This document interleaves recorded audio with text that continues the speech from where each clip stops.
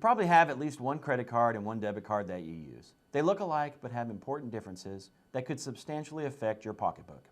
Stay tuned. Our final guest, Kim Kendrick, branch manager and vice president with the Regional Missouri Bank in Salisbury, has helpful information about debit and credit cards that you will want to hear. Hello. Today we're going to talk about debit cards, specifically debit cards versus credit cards.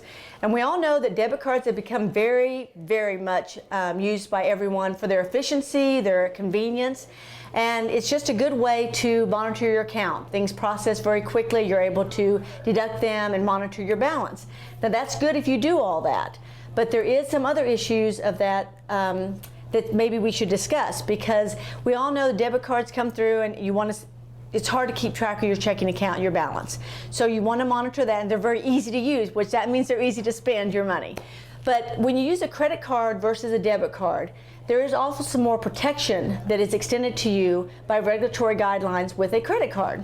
There is some additional benefits that a particular credit card may offer, such as some protection aspects, but there is also fraudulent protection that is much more convenient for you to take advantage of than a debit card.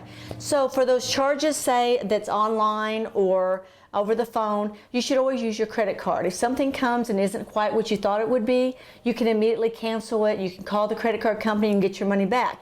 If that number is stolen and used by an unauthorized party, then you can also get the fraudulent activity started much more quickly. The counteract that charges against your account. There will be an immediate credit, and there's the guidelines on the regulatory status is much more efficient that way. On the debit cards, there is still an amount you may be liable for, and to pursue a fraudulent claim, you have to file some legal papers with the local police authorities, and it does take a little bit more of your time, a little bit more of your effort. And it is a case of where that is your personal money out of your account. It's not the credit card company's money that's being used. So you need to be very careful about that. So my best advice is to start off the new year, look at what you're spending your money on, how you're spending your money, and to use those credit cards in the appropriate manner. Use your debit cards at the other local places. Don't let them be out of your hands on either event.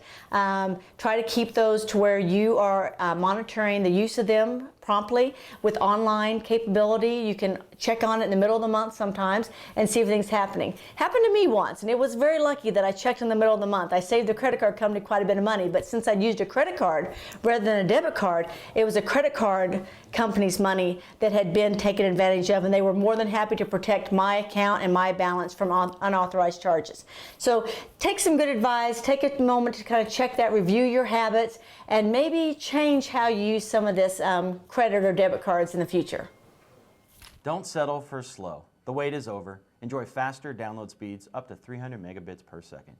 You won't have to wait while the movie loads or buffers, and you can enjoy a high-speed internet connection and make the whole house happy. Call 660-395-9000 today to sign up. Seems like everybody wants faster, more, better, and after the new year with all the new gadgets, it's even more. This time of year is, yeah, everyone's playing with new, you got more connected devices, so it seems like maybe the internet might be slow at the house, and that's just because you're utilizing the entire amount, thresholds on that. So upping to those better speeds will make that a much more enjoyable experience at the house. Well, as mentioned last week, we are looking for our 2016 Valentine's Couple of the Year. A couple whose marriage has withstood the test of time, 50 years or more, and who are still very much in love today. Send us your nomination with a paragraph telling us why you feel they should be Couple of the Year. Drop it by any Sheridan Valley location or email it to cvtv@sheridanvalley.com by January 18th. Don't delay, send us your nominations. As Brenda, Tanner, and Tegan told us last week, the Macon Elementary PTO is hosting the Harlem Wizards basketball team this Friday at 6:30 at the Macon High School gym.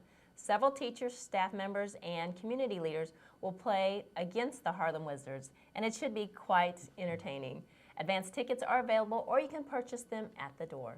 Moberly Public Library is hosting a social media basics class this Thursday, January 14th at 3 p.m.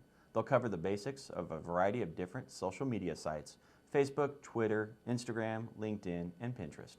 You need basic internet skills and an email address. Registration is required. Call 660-263-4426. All are welcome to this free and informative event. Tiffany In-Home Services is seeking compassionate in-home personal caregivers to provide personal care and light housekeeping for a variety of clients. If you want a career of helping people, contact Brenda Tuttle in Macon at 660-385-2688 or Rachel Lyle in Brookfield at 660-258-2360. Sheridan Valley is looking for an IP network analyst at our Huntsville office and a retail wireless consultant at our Brookfield office. Check out the details at cvalley.net. Click on About Us, then Jobs. Atlanta Booster Club invites you to join them for their co-ed volleyball night this Saturday at Atlanta School. Registration begins at 5:30 and the games are to follow.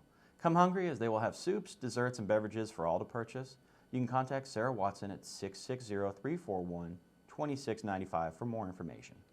Tune in to CVTV this week for Marceline's Talent Show, the Macon 4th grade football game against Huntsville, and Get Fit with Ludwig, Fat Burning Muscle Building.